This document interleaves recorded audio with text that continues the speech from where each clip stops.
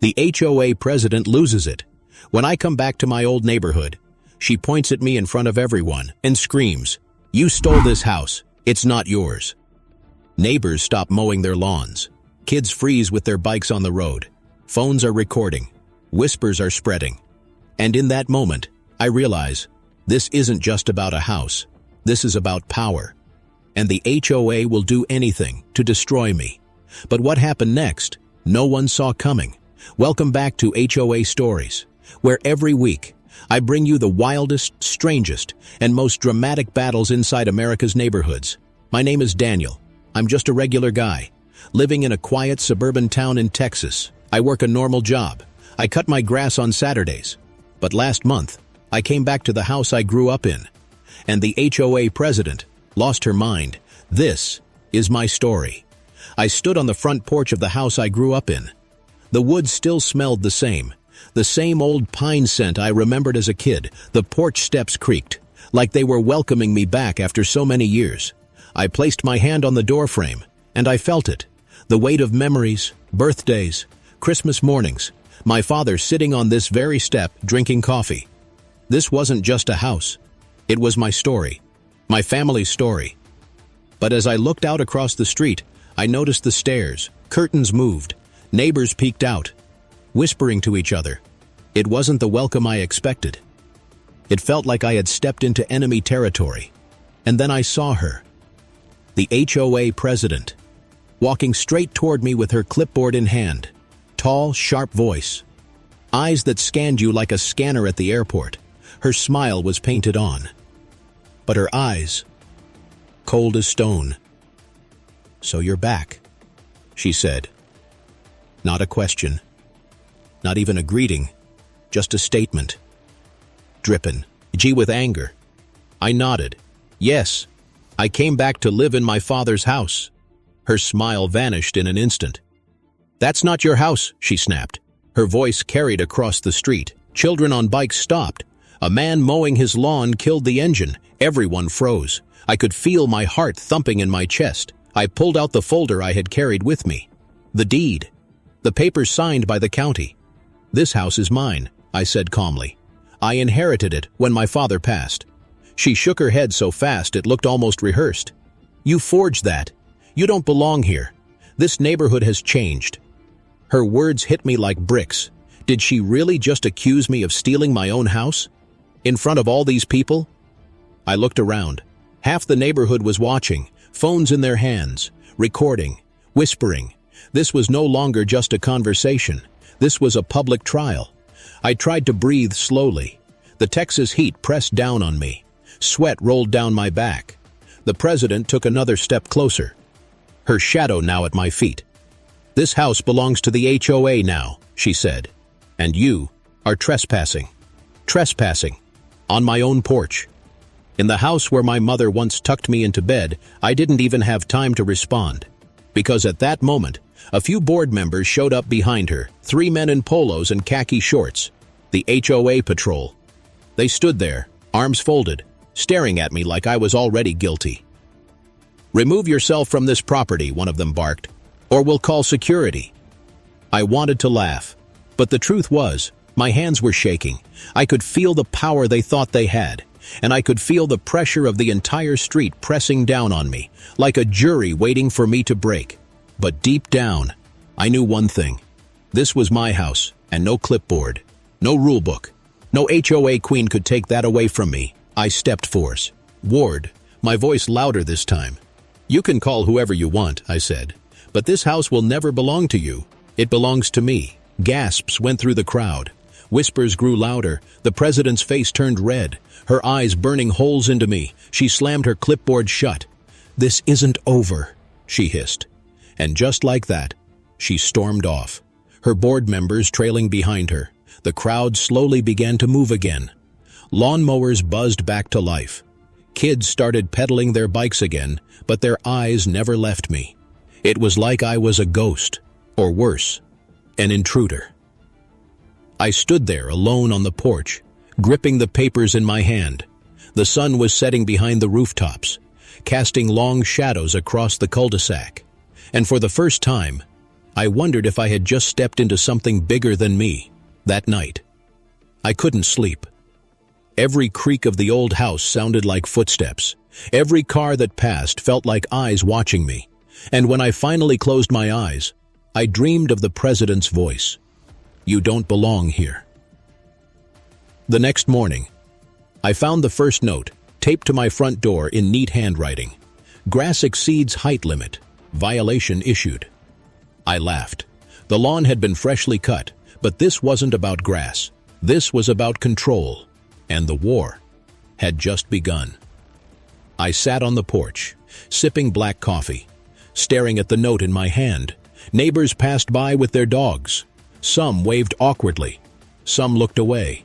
But I knew what they were thinking. I was the outsider now, the man accused of stealing his own home, and deep down, I asked myself, how far will the HOA go to make me leave? The note on my door was only the beginning. By the end of that week, I had a whole collection of them. Each morning I would wake up, open the door, and there it was, a crisp piece of paper, taped neatly. Always the same handwriting, always signed at the bottom with HOA Violation Committee. The first one said my grass was too long. The second said my mailbox was not regulation color. The third claimed my trash bins were visible from the street. But here's the thing, my lawn was shorter than half the street. The mailbox had been standing there for 20 years, never painted. And my trash bins? They were tucked behind the garage. It didn't matter though. These weren't real violations. This was punishment. At first I laughed, crumpling the notes and tossing them into the kitchen drawer. But soon, they became heavier. One day I came home from work and found 5 of them at once, all taped to my door. All in bright red ink, like warnings painted in blood. It felt like a message, not from one person, but from the entire neighborhood.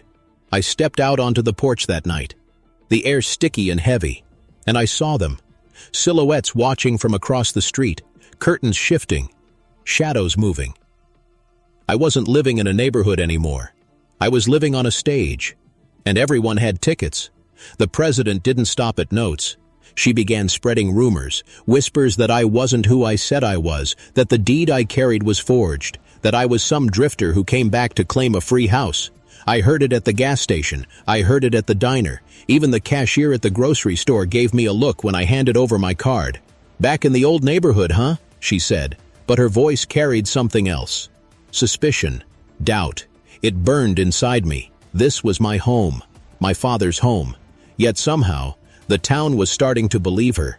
Then came the fines. Letters slipped under my door in official envelopes. $50 for unapproved window curtains. $100 for parking too close to the curb. $250 for failure to respond to HOA notices. The number grew each week. By the end of the month, they claimed I owed over $2,000. I sat at my kitchen table, staring at the pile of envelopes, each one typed in the same cold language. Failure to pay will result in legal action. Further violations may result in property seizure. Property seizure, they wanted my house. They weren't even hiding it anymore. I decided to fight back. The next morning I mowed my lawn twice, measuring the blades of grass.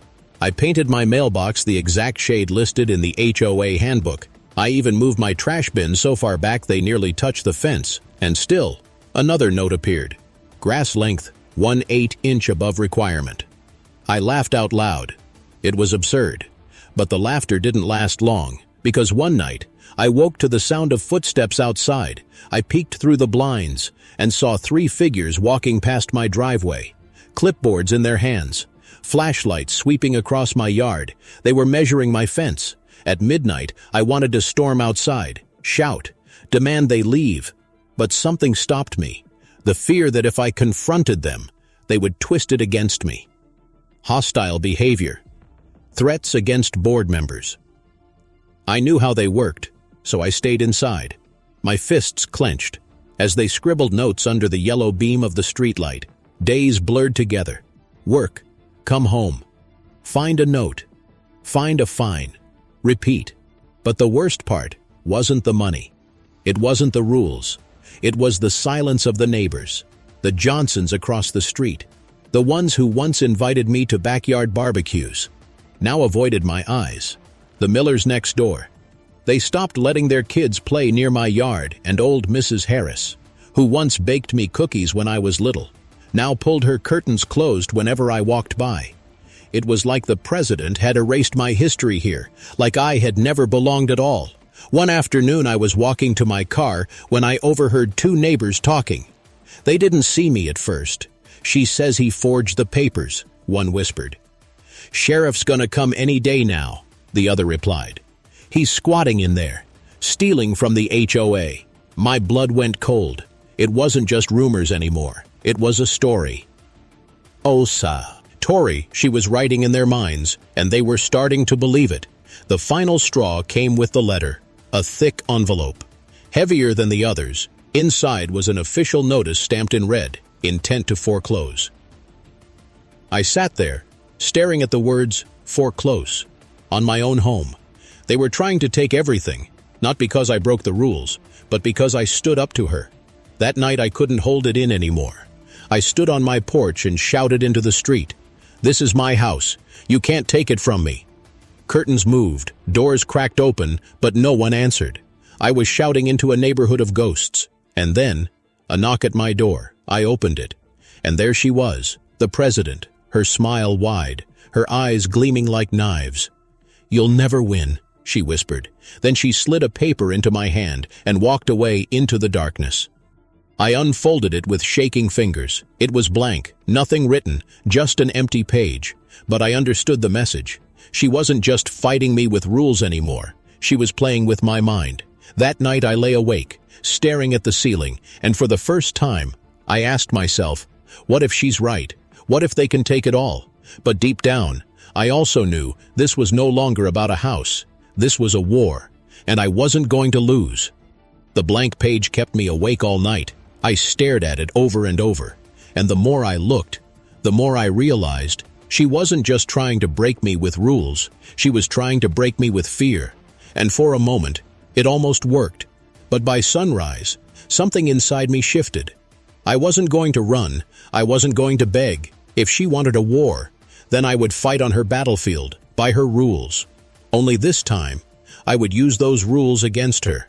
I pulled out the HOA handbook, the thick binder that every homeowner gets, and no one ever reads. It was filled with rules, page after page regulations about mailbox height, regulations about the color of curtains, even regulations about the angle of Christmas lights.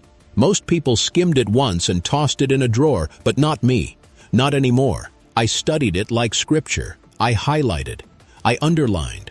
I memorized every word, and that's when I saw it. The loopholes, the contradictions, the absurd details that no one ever noticed, if they wanted compliance.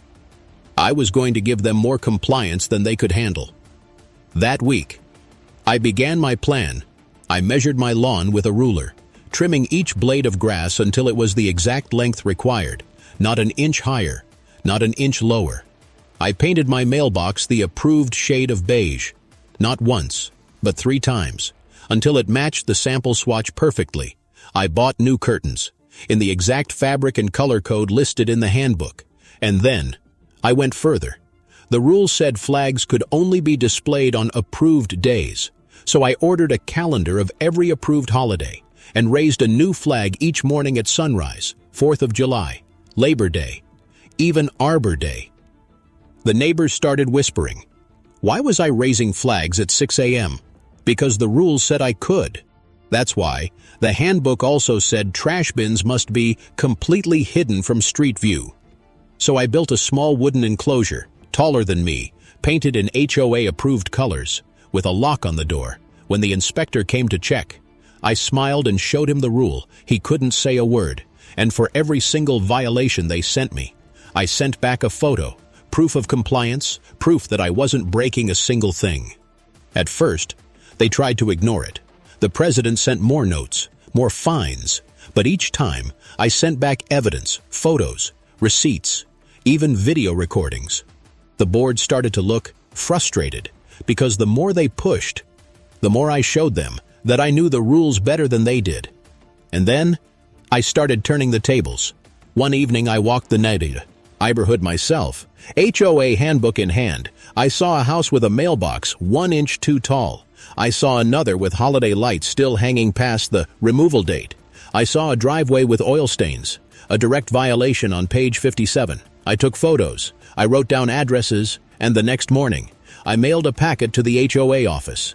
It was their own rules, applied to their own friends. The backlash was instant at the next board meeting. I showed up. The president's face twisted when she saw me take a seat in the front row, one by one. I read the violations aloud, each documented with photos, each backed by the very handbook they worshipped. Neighbors gasped. Some laughed nervously. The board members squirmed in their chairs. The president slammed her gavel. "This is harassment," she barked. But I smiled. "No," I said. "This is compliance." From that day, the notes slowed down. The fines stopped arriving every week, but the war wasn't over.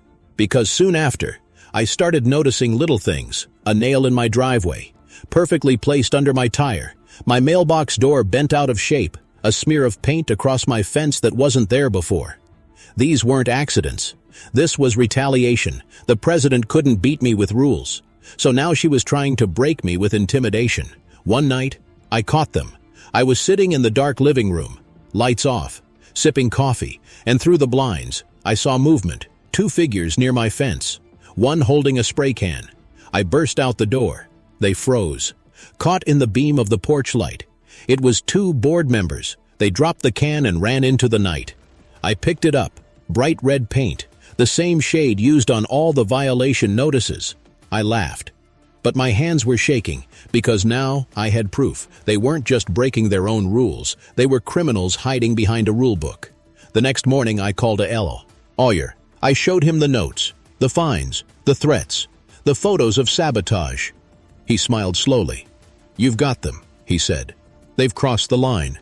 For the first time in weeks, I felt like I had a weapon, not just compliance, but the law itself. But I didn't strike yet. I wanted them to sweat. So I kept following the rules, I kept filing complaints, and I kept documenting every shadow that moved across my yard at night. And the neighborhood? It began to change. Some neighbors started whispering to me again. "I saw what they did to your fence," one woman said quietly.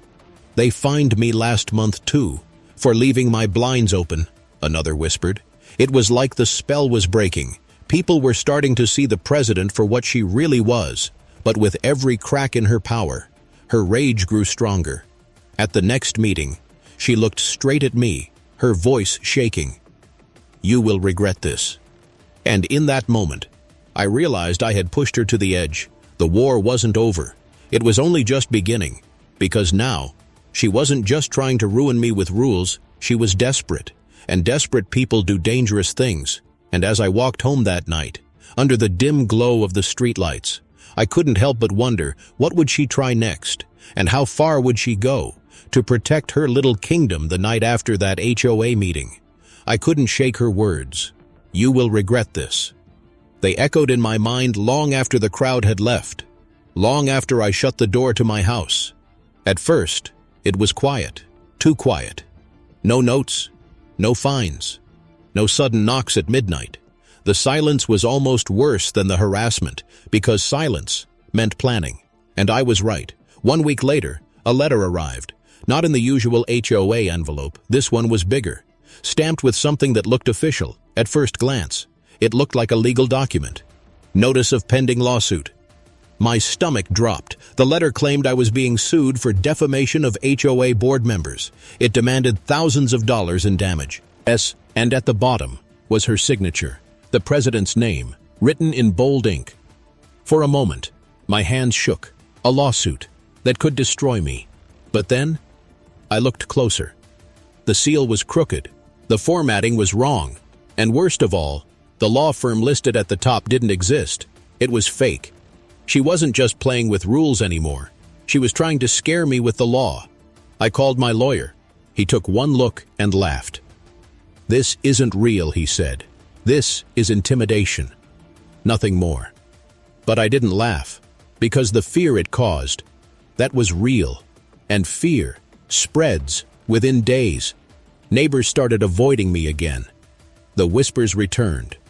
"He's being sued. He's causing trouble for the neighborhood. She says he's costing everyone money. It didn't matter that the lawsuit was fake. The rumor of it was enough to poison me all over again.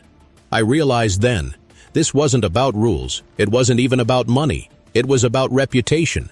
If she couldn't take my house, she would try to take my name. The next wave came at night. I began finding things on my porch: a broken flower pot, shattered glass scattered across the steps, a dead rat in a shoebox, placed neatly against the door, and once, a single brick, heavy and cold, wrapped in a note. "Leave now." I stared at that brick for a long time. It wasn't just a warning, it was a promise. But the worst part was the neighbors. Some began siding with her openly. One man across the street put up a sign in his yard: "Support our HOA. Keep trouble out." Others started reporting me for nonsense. One claimed my dog barked too loud at night. Another said my porch light was too bright. It felt like the whole cul-de-sac was turning into a battlefield, and I was standing alone at the center, yet not everyone was against me. A woman named Linda, who lived 2 houses down, knocked on my door one evening. She spoke in whispers, glancing over her shoulder. "They tried to fine me for planting roses in my front yard," she said. "I paid it, but I know it wasn't right." Her hands shook as she spoke. "They're doing the same to you, only worse." I invited her in, and for the first time in weeks, I didn't feel completely alone. She wasn't the only one either. Slowly, a few others came forward, quiet conversations on porches, quick nods in the driveway. They were scared, but they knew the truth. The president's power was cracking, but the cracks only made her more dangerous. The next meeting was chaos. I showed up with my lawyer by my side. Neighbors packed the room, half whispering in support, half glaring in silence. The president banged her gavel over and over, her face red. She accused me of harassment, of lies, of destroying the neighborhood's peace. But when my lawyer held up the fake lawsuit letter, the room gasped.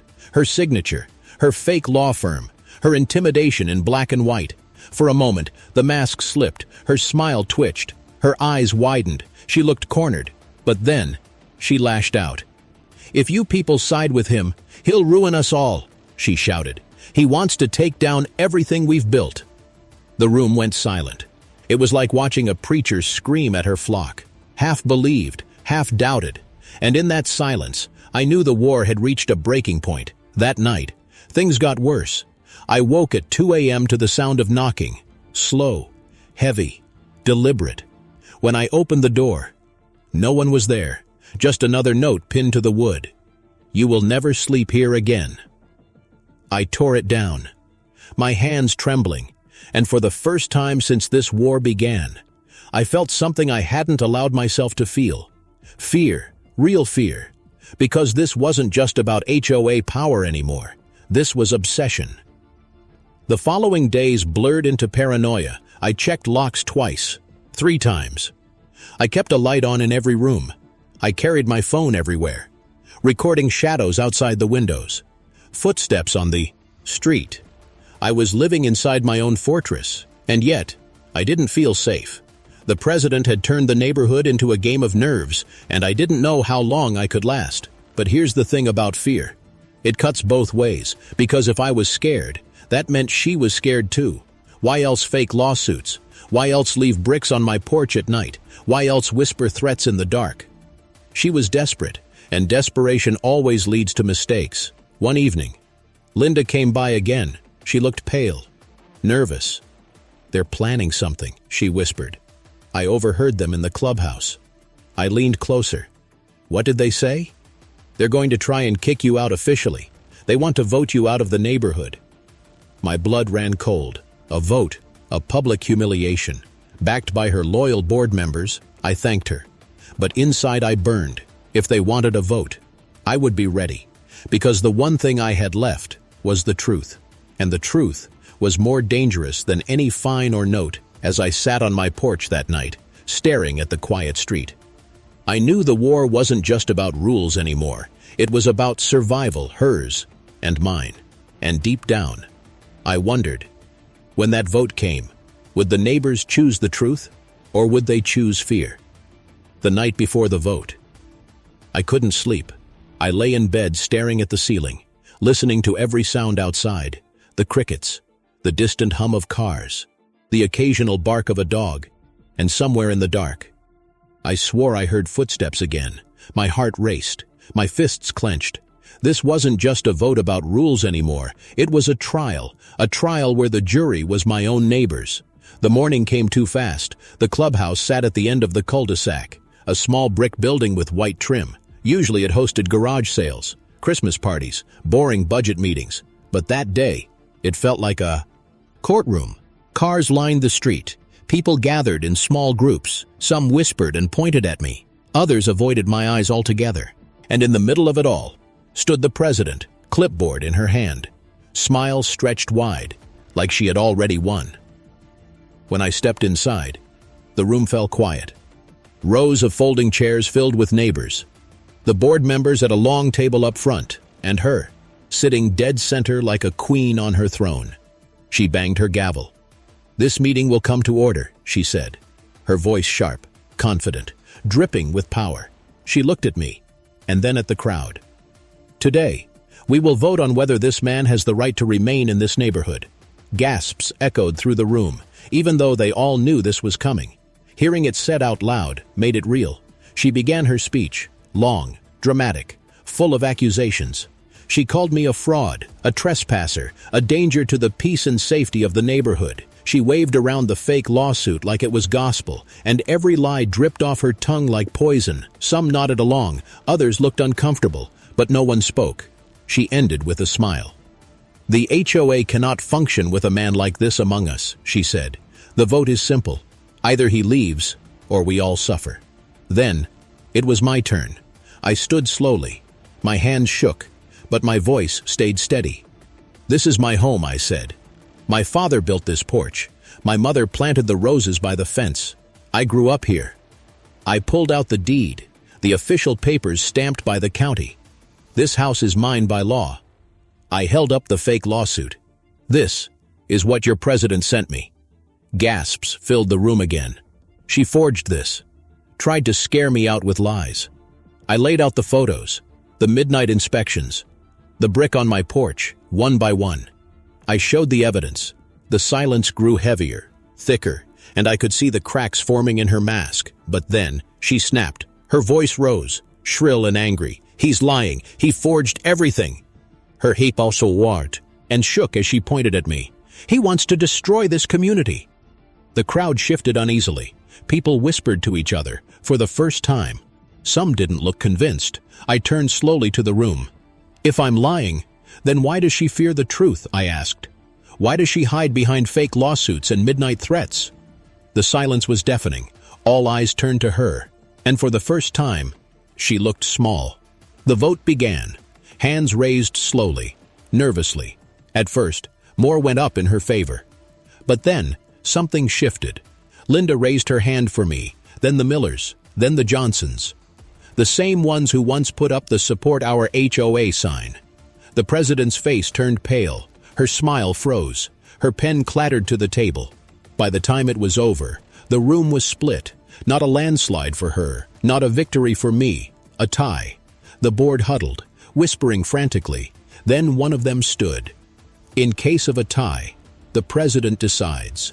She smiled again, slowly, coldly. "Then I decide he leaves," she said. The room erupted. People shouted, argued. Some stormed out. It was chaos. Neighbors who had lived side by side for decades suddenly turning on each other. And in the middle of it all, she sat calmly, like a queen who had won her crown back. But then, something unexpected happened. A man in the back stood up, tall, gray-haired, voice steady. "I've seen enough," he said. "I used to work for the county clerk's office, and I know that deed is real." The room fell silent. Every head turned to him. He pointed at the papers in my hand. "That signature, that seal. I recognize it." The president's face turned red. "That's impossible," she shouted. But her voice cracked this time, and in that crack, the truth shone through. The meeting collapsed after that. People argued in the parking lot. Some demanded her resignation. Others swore they'd never pay another HOA fee. The neighborhood, once neat and quiet, was tearing itself apart. I walked home slowly. The sun sinking behind the rooftops, shadows stretching across the cul-de-sac, and for the first time, I felt like I had won something, not the war, but a battle. Because now, the neighborhood had seen her for what she really was, a tyrant in a cardigan, and tyrants never last forever. But I also knew she wasn't finished. She wouldn't step down quietly, and if she couldn't beat me with votes, she would find another way. As I locked my door that night, I felt it in my bones. The real war hadn't even started yet. The night after the vote, the neighborhood was not the same. For years, this street had been quiet, lawns trimmed, fences painted, neighbors waving politely while pretending to care. But now, it felt divided. You could almost see the invisible line down the middle of the cul-de-sac, those who believed her, and those who believed me. And at the very center of it all stood the president, still smiling, still clutching her clipboard. But her smile no longer fooled anyone. The next morning I stepped onto my porch and found something new. Not a note, not a fine, but a sign. It was staked into my front yard. Big letters painted across the board in red spray paint. Fraud. I yanked it out of the ground. My hand shaking, I scanned the street, but no one moved. Curtains twitched, doors cracked open. They were watching, always watching, but no one spoke. The message was clear. The vote didn't end the war. It only made it bloodier. That week, the petty fines returned. Unauthorized garden decor, excessive driveway slope, front door color does not match HOA palette. I laughed at that one. The door hadn't been painted in 20 years, but they fined me anyway. I responded like before, photos, receipts, proof of compliance. But now, something was different. The fines didn't stop when I sent proof. They kept stacking every day. Another envelope. Until the total was more than $5,000, it was clear. They weren't even pretending to follow the rules anymore. I went to the next board meeting determined to fight, but when I walked into the clubhouse, I froze. The room was filled with security guards, not police, private security.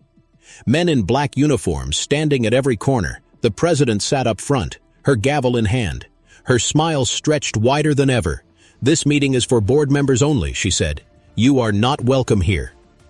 The guards stepped forward, hands on their belts, and for the first time, they physically escorted me out. Neighbors stared as I was shoved into the parking lot.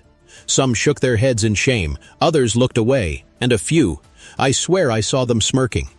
It wasn't just harassment anymore, it was exile. But I wasn't alone. Linda came by that night, her voice shaky but her eyes full of fire. "They can't do this," she said. "They can't shut out homeowners from their own meetings." I nodded. But inside I wondered, could they? Because the president acted like she owned the law, and people were still too scared to stop her. The sabotage returned too. My mailbox smashed. Eggs splattered across my garage door. Once, I found nails scattered across my driveway again. 3 of my tires went flat that morning. It wasn't just intimidation anymore. It was sabotage with intent. I called the sheriff, filed reports, but every time, the officers shrugged. "It's an HOA matter," they said, as if vandalism and harassment suddenly weren't crimes when the HOA was involved. That's when I realized she had friends in the right places, and I was alone in the dark. But then, a break. One evening, Linda rushed into my yard with a folder in her hands. "You need to see this," she whispered. She had been at the clubhouse earlier, helping a board member with paperwork, and she had found some tests. Hing in the files, receipts, bank statements, thousands of dollars missing from the HOA account.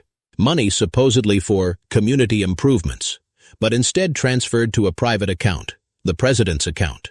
I stared at the papers, my hands trembling. It was fraud, real fraud. Not the kind she accused me of, but the kind that could destroy her. "This is it," I whispered. "This is how we end her." The next day, I made copies. I sent them to neighbors, slid them under doors, left them in mailboxes. At first, silence, but slowly, the whispers began again. "She stole our dues. She's been pocketing the money. All those fines. Where did the money really go?" It spread like wildfire. The president tried to fight back. She called me a liar, said I forged everything. But now, The evidence was too strong, and people started turning on her. The board fractured. One member resigned publicly. Another stopped showing up at meetings. The president was losing her grip, but the weaker her hold became, the angrier she grew.